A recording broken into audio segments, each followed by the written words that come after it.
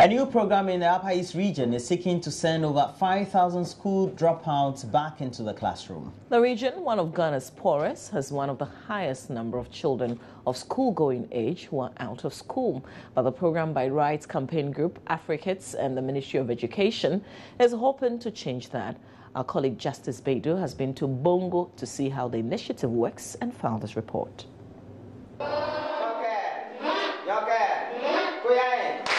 Everyday school with different rules, different start and close times, and even a different language of instruction. These are pupils studying under the Comprehensive Basic Education Program, a new project seeking to bring young people left behind by the mainstream school back into the classroom. Through these CBE classes, children who are out of school will access afternoon classes, and these are classes that they are going to be taught in the local language, that the mother tongue. So for the communities that Africans is working with, we are using the Grune dialect, which is the mother tongue of this place. So these children will go through this program for 9 months. After the 9 months, they will be transitioned into the formal school, after which they would have been mainstreamed to the formal system to continue with education. More than 20,000 children of school-going age are out of school in this region alone. And these are the children who would usually be forced into early marriages or even be sent down to bigger Ghanaian cities for such hazardous jobs as Kayaye. And this is one of the many reasons why Ghana is still struggling to keep children in school, even though enrollment figures are constantly high. This is Abigail. She's 14 years and lives in Bongo Fio. She fell out of school 5 years ago. Abigail had been taken from her village in Bongo on the promise of being taken to school in Tamale in northern Ghana. That did not happen. And like many young girls forcibly taken from their homes in this part of the country, she was brought back to Bongo, faced with a bleak future. I was in class 2 before I stopped schooling. I was sent to babysit my elder sister's baby. It would not have been easy for me to start from where I left off, so I decided to join the afternoon school. I used to babysit the woman's baby and wash clothes while the woman's children went to school. Abigail's story runs through that of many children in this class today. But now, they are rewriting that narrative of deferred dreams with lessons in their local Gorone language. When I joined the afternoon school at first, I could not read. Now I can read a little and understand a bit of English. I know one day I will be someone. Some of my elder sisters have become teachers and nurses. I hope to be like them someday. The first batch, it's simple for them when they enroll in the regular school. A lot of them can able to read and then write very well, even better than those who are gets enrolled straight to normal school. So it really helped them a lot. Myself, I don't even know that I can also teach some people and they will also get knowledge and skills. So I'm very proud that I'm also helping my youngest ones so that they can also learn.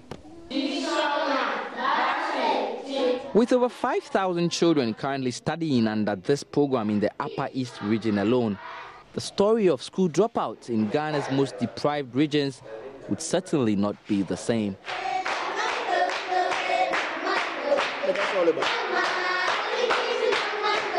Justice Baidu, Joy News, Bongo. Another beautiful report by Justice Baidu. Now, let's turn attention to somewhere in the Greater Accra region. Pupils of Ariam Basic School at Tiningo here in Accra are currently being forced to bath seawater to class only because the port of the community has since dried up.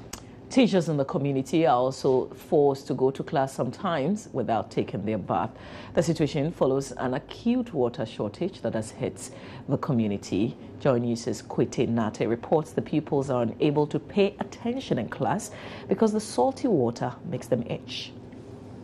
Over here in one of the classrooms of Ahuam Basic School at Ningo here in the Greater Accra region, Akwete Emmanuel, a JHS 3 pupil, is fast asleep on his desk while lessons are ongoing.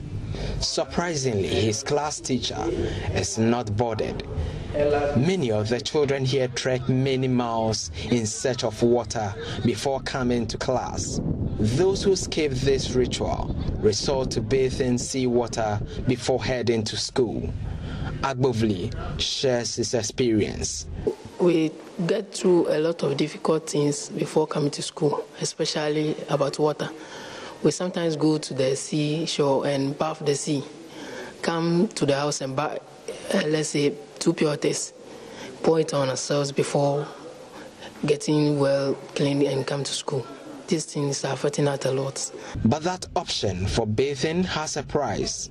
They are unable to pay attention because the salty water causes a skin irritation, which makes them itch whenever they sweat. And that can be a big distraction during lessons. And when we come to the school, because we don't get any proper water to bath, when the teacher is teaching, sometimes we don't feel comfortable in the seat where we are sitting, so it's affecting us a lot. When you say it's affecting you, how does it even affect your learning? Because you say you don't feel comfortable while lessons are ongoing. Yes, when teacher is teaching and you don't feel comfortable, I would say when he's teaching or she's teaching, you will not get it well. Your attention will not be on what he or she is teaching. So you will not remember what he or she taught. We go to the sea and bath and come and buy pure water. And when we come and buy pure water, we pour it on ourselves and we wear school uniform come to school.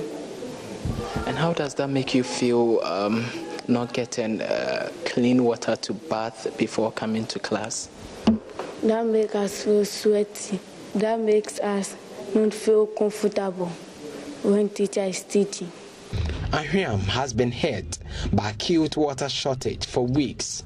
It's rare to see water flowing through the taps here, and even when it does, it only flows at dawn. The only pond serving the community has dried up. Chachu Akroboto is a teacher at Ahuam Basic School. He tells me many teachers come to school without bathing. As a teacher, this water situation makes us come to school either late or at times you will not bath. You only wash your feet and head and arms and come to school.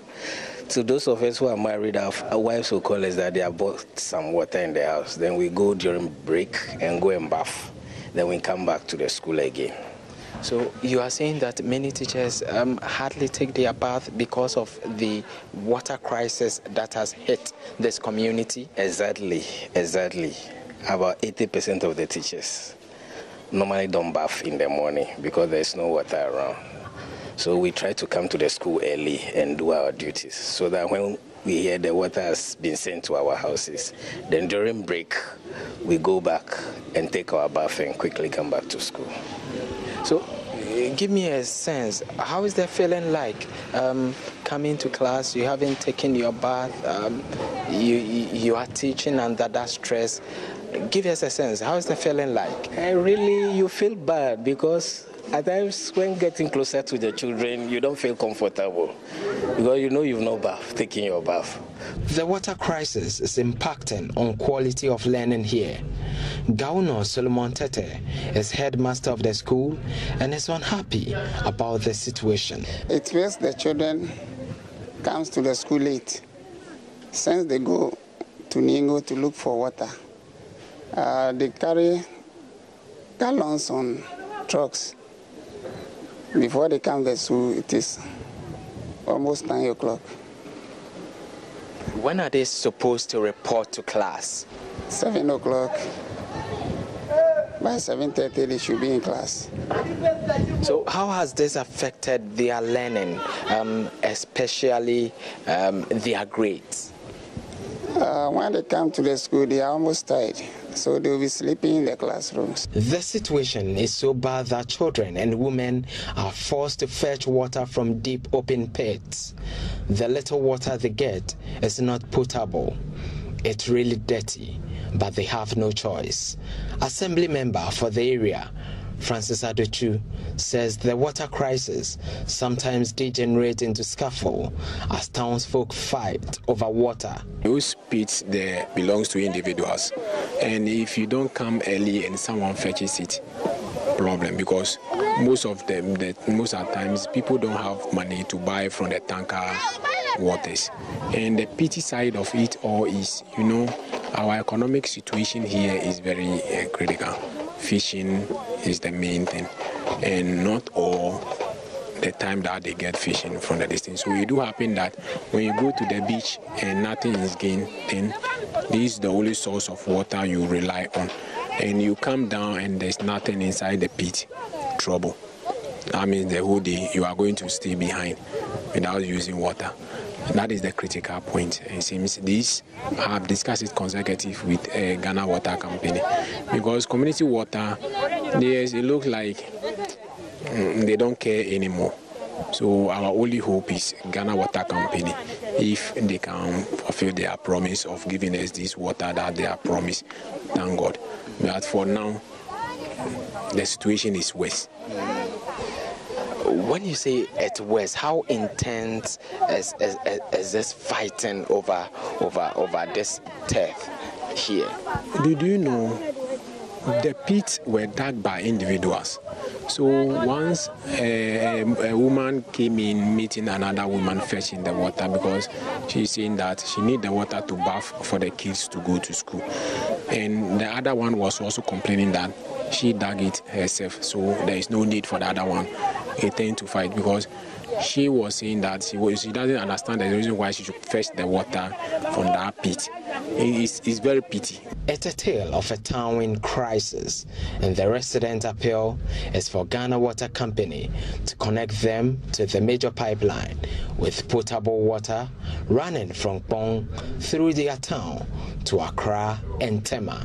Reporting for Joy News, Kwetenati Ahriam. And the water crisis is still persisting in many other areas of the country, and particularly as members of the Parliamentary Select Committee on Water Resources, Works and Housing have expressed disappointment at the current state of operations around the Densu River. The members who paid a working visit to the area say they are not happy about how the water body and activities around it are being managed. This is the current state of the Densu River, which now lies at level 0. The Parliamentary Select Committee were briefed by the head of communications at the Ghana Water Company, Stanley Mate.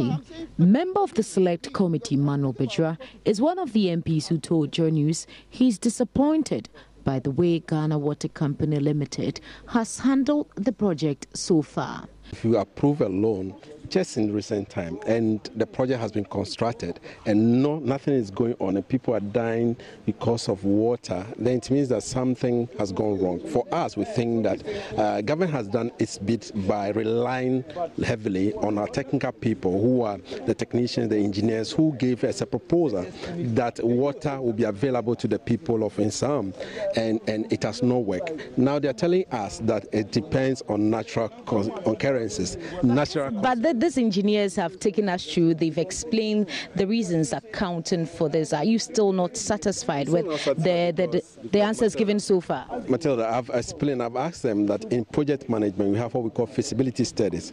In feasibility studies, you look at alternatives. Now, if you know very well that you don't control natural weather, and therefore you depend on natural weather for water to flow through for your pump or your construction to work, then it means that you've not done well enough for you to know whether water, the natural occurrences of water, rain will fall, effect on operation or not. So we are disappointed because they have not done their work well. If they've really done their work well, they would have alternatives. Please, it seems to me that we are not getting our priorities right. What we are looking for is water. We seem to be concentrating more on putting up the facility, the structures, which is visible, than the accompanying water sources. I will urge the water company to seriously look at the water sources to make sure we have sufficient and secured water sources, and then we can then appreciate these beautiful things. We cannot appreciate these beautiful things if they are there as white elephants. I don't want to describe them as white elephants now, but even looking around, there's no water to treat. Chairman of the Select Committee, David Teteasumen, says there's going to be an emergency meeting on Thursday. Stanley Mate has meanwhile been responding to the concerns raised by members. Yes, their disappointment is well understood because they don't understand the engineering of what we are doing. Okay, now when we are dredging, we need to excavate.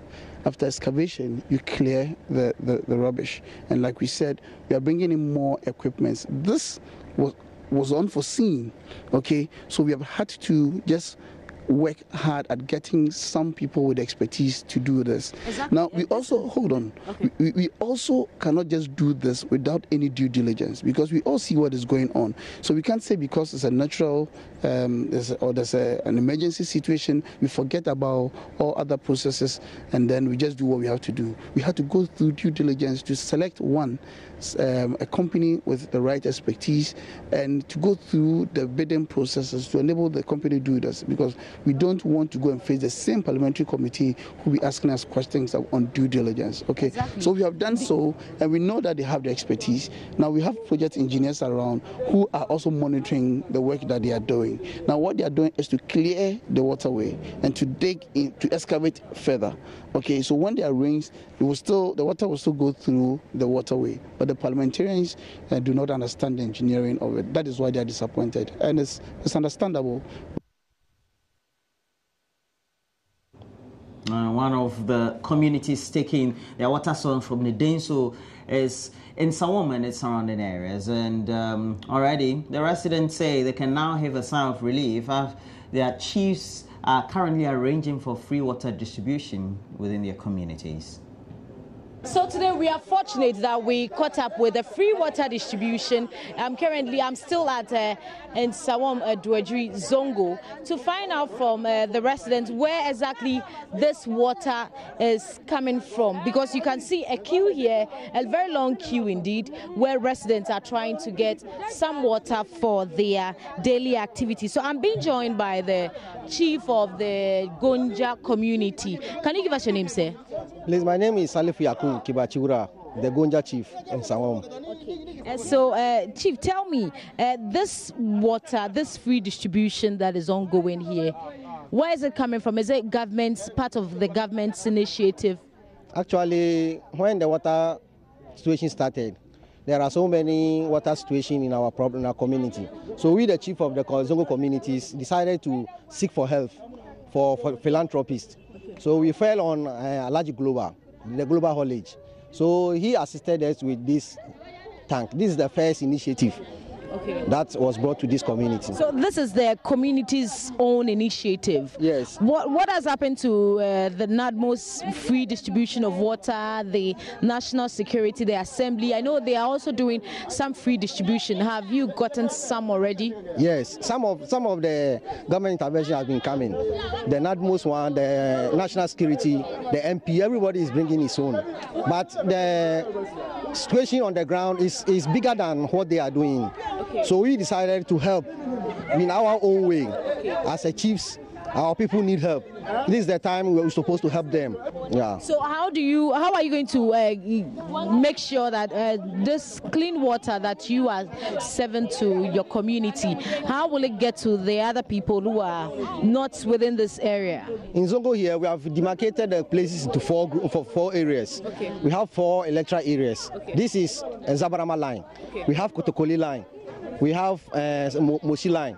And then we have Wangara line. These 4 areas, we decided to give every one area 1 tank. But the tank will be coming 2 days. So when he comes, the next one, we'll be sending it to Wangara line. So we don't, because of the people are many. You see this Zongo community, it's a very dense area.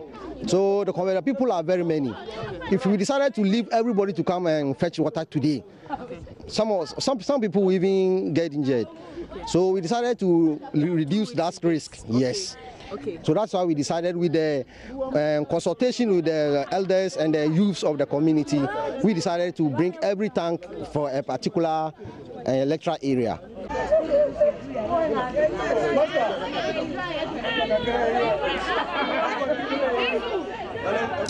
The police administration has commended the multimedia group for its latest documentary, Brothers at War. The documentary is on the Bumprugu conflict, which has claimed many lives and destroyed countless properties.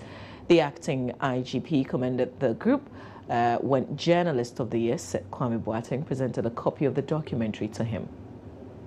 Brothers at War tells the story about why 2 brothers seek each other's blood by killing and maiming because of a skin.